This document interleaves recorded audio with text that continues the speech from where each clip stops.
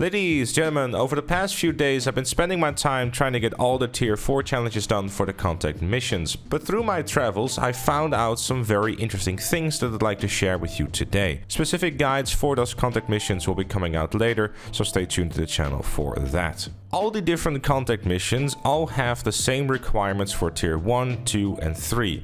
And yes, you are able to work on the tier 4 requirements right away. Tier 4 requires you to complete all the missions of that specific set of missions on hard difficulty without using any snacks or armor, taking less than 50% damage during the mission, and also completing the mission with over 80% accuracy. It is possible to do all of this separately, so in one mission playthrough you can go for the accuracy, the other one you can go for taking less than 50% damage, and the third time you can decide to play on hard difficulty without using snacks or armor. However, in my opinion, it's not really necessary to do that, at least from the experience I had with the mission so far, because generally speaking, you're kind of looking at taking as little damage as possible anyways, and never really missing your shots, because the longer you take to kill something, the more damage you will take, and obviously the more accuracy you will lose. Before we get into general tips and stuff, it is very important to note that Gerald's last play missions are bugged. I will show you the full list, but to give it an example, if you play the mission Bad Companies,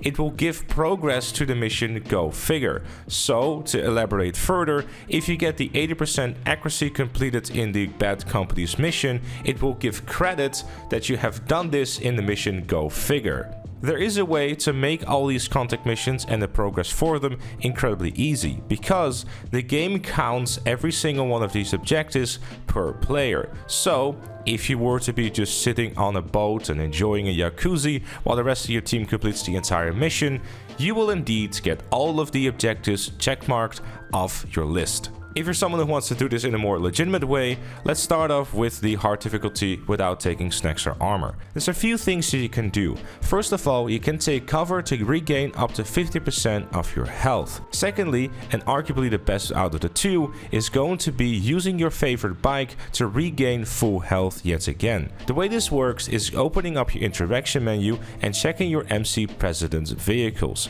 Keep scrolling through it until you see this message pop up at the bottom of your interaction menu. It will tell you that this is your favorite bike, and being on that bike will allow you to get 100% regeneration without voiding the requirement of using snacks and armor, meaning that you will be able to go through the entire mission and by just simply sitting on your bike regaining full health. And before you ask, yes, it is possible to change your favorite bike. However, as far as I've heard, it is incredibly difficult of doing so, and the time it takes to do that is probably not going to be worth it. For the 50% damage challenge, honestly, I would say don't even bother using armor. It allows you to track your health a lot easier, because the health bar for the normal health is a lot easier to read than the body armor. Body armor adds 50 more points to your health, which in turn also affects the damage stat and how much damage you've taken. So that means that if you are using body armor, I believe it's about 3/4 or something. That's about the ballpark where you should be in terms of taking damage of your normal health. I never really looked into this too much, because it always has been a little awkward, because if you're using your favorite bike, you might regen health. And it doesn't matter whether you snack up or not, it is about the total damage that you have taken as a player. So for example, if you get shot down all the way to 10% health and then snack up, you will have already failed the challenge because you took more than 50% damage. So that basically means that if you want to go for this challenge, you have to try to avoid taking any damage at all, because if you played the game for longer than 2 minutes, you know that just a few shots will get you down to that 50% health. Generally speaking though, if you get shot a few times, you're going to be fine, but obviously you do want to be careful. Using something like an armored Kuruma or even a tank or anything like that will obviously go a long way in making sure you don't get shot. However, I wouldn't completely trust the armored Kuruma, as you're still able to get shot by enemies when sitting in there. The same thing goes for the tank and any of the other armored vehicles, so do keep that in mind. Utilizing strategies like being as far away from enemies as possible while using a sniper rifle is most likely preferred. I'd honestly say that for this particular challenge, the strategies are going to differ for each individual mission, so I'm gonna have to plug my guides I'm gonna be doing on these individual missions in the next coming days. If they're already released, check the pinned comment down below or check the eye in the top right of your screen. Now, accuracy is probably the most interesting one out of the bunch, and this is where I've done the most testing. For this one, you want to strap yourself in. You will start out with 100% accuracy, meaning that if you're just playing a mission that just requires you to steal a vehicle and then deliver it back, like for example in one of the Simian missions, you will be able to complete this challenge very easily. It also means that if you're playing with any of your friends and you don't fire a single bullet, you will also have 100% accuracy. But this obviously will mean that any shot that you miss will negatively impact your accuracy, even vehicle weapons. So for example, if you use the machine guns on any of the armored vehicles or the cannons on your laser or on the Radu, this will affect your accuracy. However, this is a good one.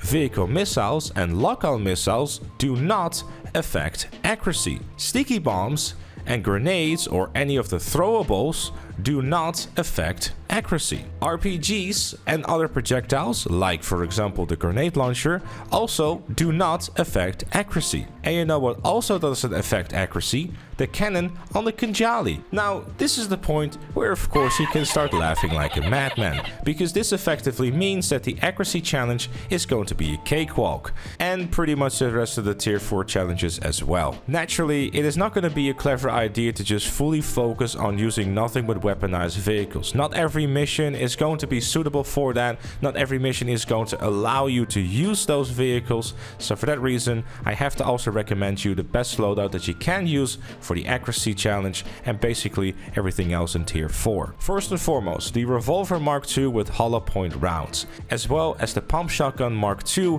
with the Fléché rounds. These two weapons will be able to one-shot any enemy in the body, at least for what I've played so far. And even if it doesn't, the Revolver Mark II will allow you to pace your shots and make sure that you never miss. Because using something like an automatic weapon is always going to have the risk of a bullet randomly missing because of its spread or because of its accuracy or recoil or whatever the reason may be. The Pump Shotgun Mark II is also going to be an excellent weapon to use if you need to get some quick kills up close. I would say that the Revolver Mark II is going to be your best option for like a mid to long range scenario, and the pump action is going to be your best bet for the close range. Primarily because of the fact that the pump shotgun obviously is a buckshot, meaning that if you shoot it at longer ranges, the spread is going to be larger and one of the bullets will start missing, thus affecting your accuracy. Throwables is also going to be a no-brainer here for the simple reason that you can chuck sticky bombs from behind cover without getting shot. An RPG could also be an option here for targets that are behind cover, but generally speaking, using throwables like a sticky bomb is going to be a no-brainer. It's a very easy and quick way of getting rid of either groups or just any enemy that is trying to approach you. Look out for guides for specific mission groups coming in the next couple of days, or if you're watching this at a later date, check the pinned comment down below for the full playlist. But with that said, that was it for this one. Thank you so much for watching. Leave a like if you enjoyed or found it useful, subscribe for more, and if you like what you see on the channel, become a member like Chloe, GTA Plus, Left Lane Looney, Notorious Jam, and OnlyFans made me do it. Thank you for watching, and I'll see you all later.